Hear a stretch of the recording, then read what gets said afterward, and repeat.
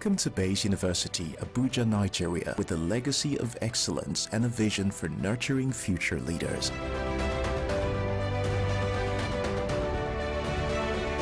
Bayes University is in a league of its own. We're all about our people, processes, and technology. Bayes is one of the highly rated universities in Nigeria in terms of product quality standards. We don't just produce graduates, but groom people into employers of labor. And it has made us understand that learning is all about three things. We learn, we unlearn, and we relearn. Bayes University Hospital offers a range of specialized services equipped with the latest technology, manned by a team of trusted professionals. And now, our vision extends beyond our walls with the Baba Ahmed University in Kano following our lead. Join us at Bayes University and invest in your future today. Bayes University is the institution that you will get the best value for money education in Nigeria. Bayes University. Learn to live.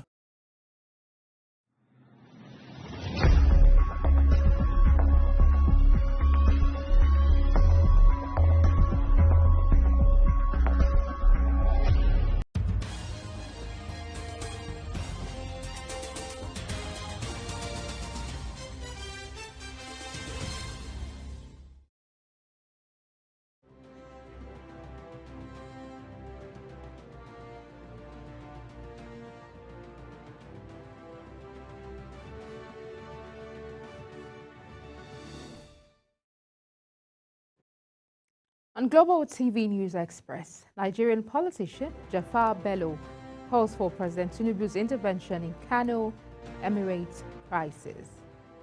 Senate bows to pressure, suspends action and amendment of CBN Act. On the foreign scene, Iceland elects businesswoman Hala Tomadoste emerges new president. Hello and welcome to all our viewers in Nigeria and around the world to News Express on Global Television. We're live in the nation's capital, Abuja. I am Queen Agaba. A politician and social commentator, Jafar Sani Bello, has called on Kano State Governor Abba Yusuf to prioritize paying attention to providing good governance and dividends of democracy to the people of his state. Sharon Ajay has details. Bello, who was reacting to the conflict over the Emirate of Kano on a special edition of Global Television's program Big Talk, stated that even though there have been multiple court orders on the basis of the conflict, the most appropriate of them, based on jurisdiction, should be obeyed by all parties. The way forward here is for respect for the rule of law. There are conflicting court orders, but there are a plethora of cases that have been decided by the Supreme Court, that wherever there are conflicting orders of courts with concurrent jurisdiction, the one that precedes takes precedence. He noted that considering the complication associated with the Emirate tussle, intervention of President Bola Tinubu will be required to resolve the conflicts. I think going forward, the president needs to act. He needs to call Senator Rabiu Musa Kwankwaso to order that, look, I'm the president of this country, and your gross with the late Emir of Kano, your gross that your local government has been excised from Kano to another Emirate Council of Karai should not form the basis to plunge one of the most populous states in the country I govern into crisis.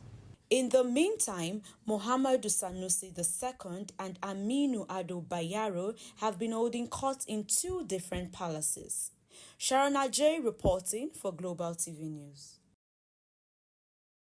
Deputy Speaker of the House of Representatives, Benjamin Kalu, has revealed that the House is deliberating on a bill aimed at reserving special seats for women in Parliament. Kalu made this announcement at the second Women of Divine Destiny Initiative Inspiring Women Summit in Owerri, Imo State capital.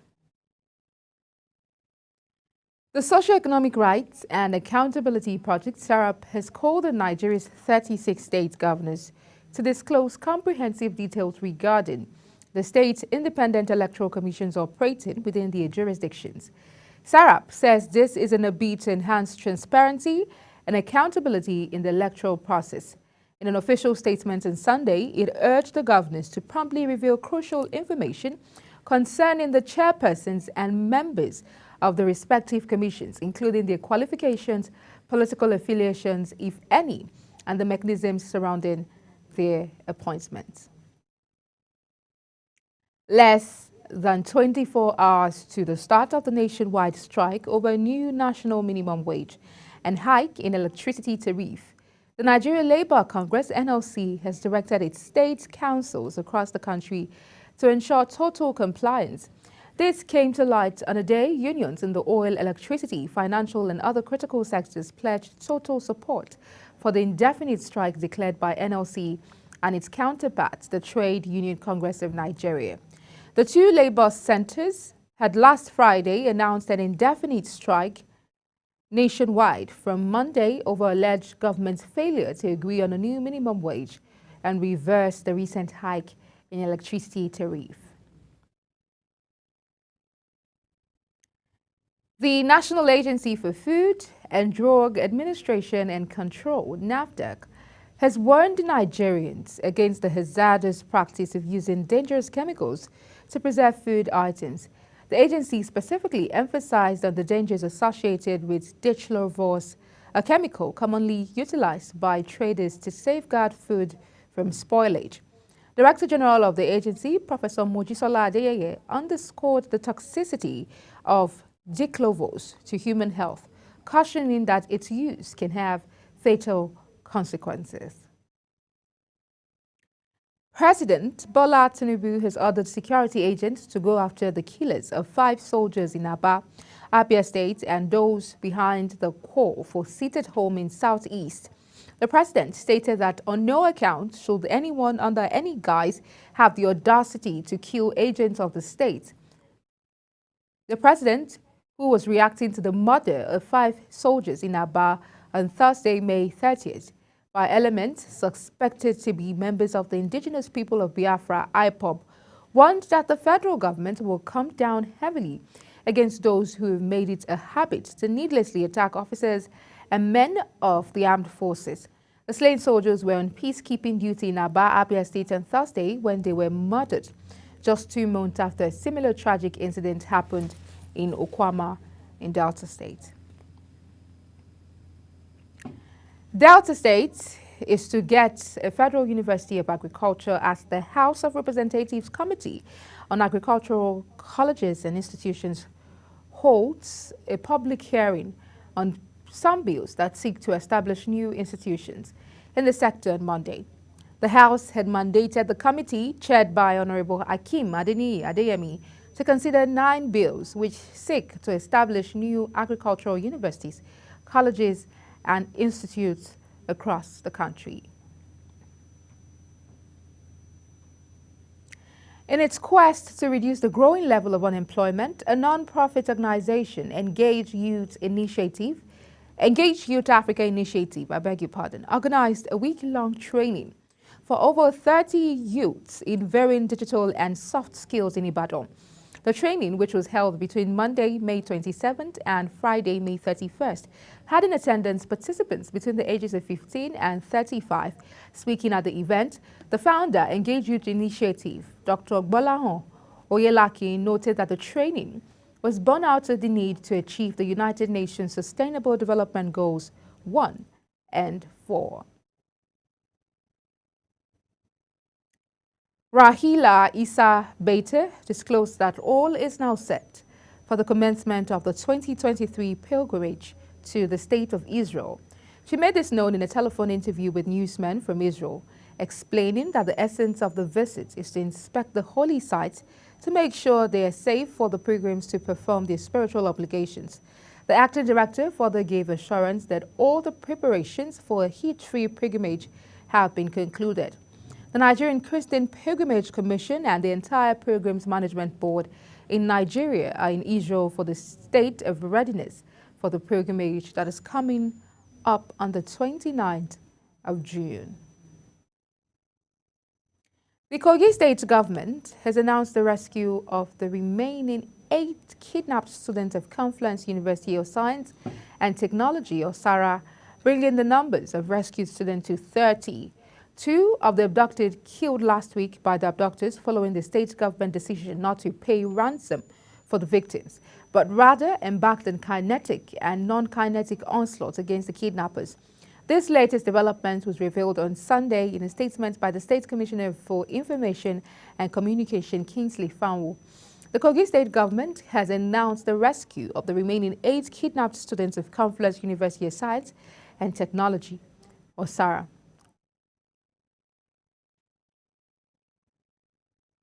At least 4 traders have been reportedly lost. I beg your pardon. 4 traders have reportedly lost their lives due to a severe rainstorm accompanied by strong winds at the IBB Square in Bauchi State, the venue of the recently concluded Northeast Trade Fair. The storm, which began on Saturday night, resulted in the deaths of 2 people and caused significant damage to the Gombe and Yobe State pavilions, as well as several business tents within the trade fair complex, while 2 other victims who sustained injuries later died at the Abubakar Tafawa Balewa University Teaching Hospital.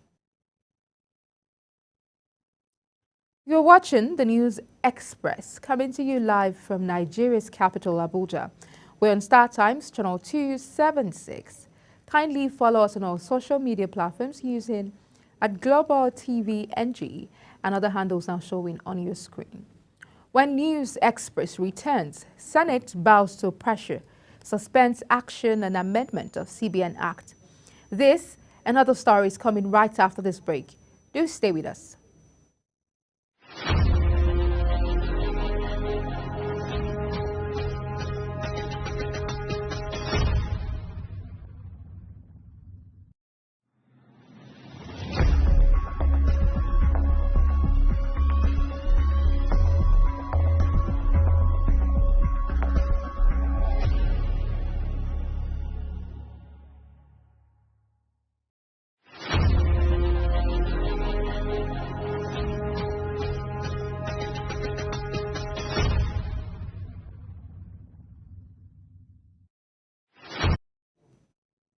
Many thanks for staying with us. Now, if you've just joined us, this is Global Television, bringing you live broadcast of the News Express.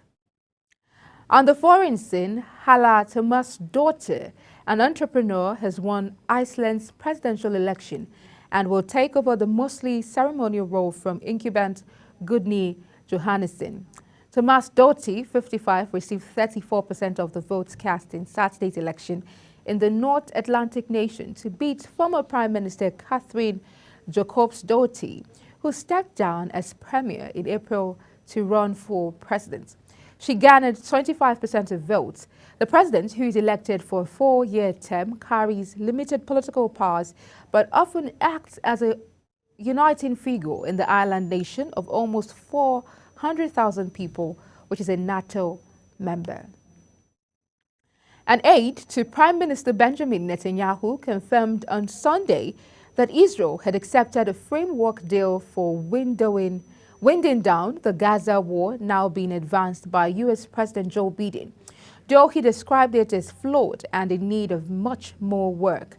There are a lot of details to be worked out, adding that Israeli conditions, including the release of the hostages and the destruction of Hamas as a genocidal terrorist organization, have not changed. Biden, whose initial lockstep support for Israel's offensive has given way to open censor of the operation's high civilian death toll, on Friday aired what he described as a 3-phase plan submitted by the Netanyahu government to end the war.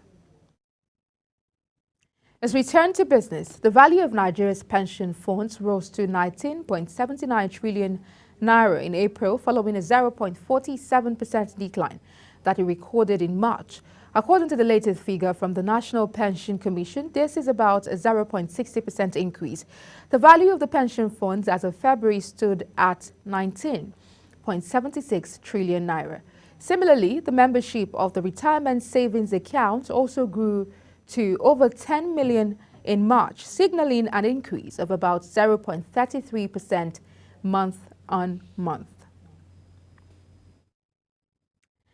The Senate has bowed to public pressure by suspending the planned public hearing on the amendment of the Central Bank of Nigeria Act 2007 to allow for further consultations and input from key stakeholders.